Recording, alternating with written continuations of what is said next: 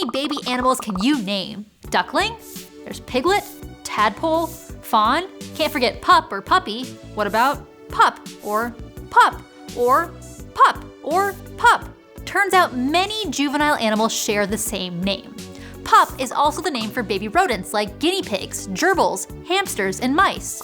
Kittens are baby cats, but kits are baby ferrets, skunks, and honey badgers, which are part of the mustelid animal family. Well, skunks were recently grouped into their own stinky scent gland family, Mephididae, but the baby name came before that. Are you noticing that there's some organization to this? Calf is a popular one for whale-like and cow-like babies, and animals that fall into both of those categories like hippos and manatees. In other words, large mammals, specifically the kinds where the adult females are called cows and the males are bulls, which includes camels, giraffes, and rhinos. And if you're a horse-like baby, aka in the Equidae family, you'll be a foal like mules, zebras, and donkeys. But my favorite baby animal name is reserved for the juvenile monotremes, those weird mammals that lay eggs like echidnas and platypuses. They're known popularly as puggles.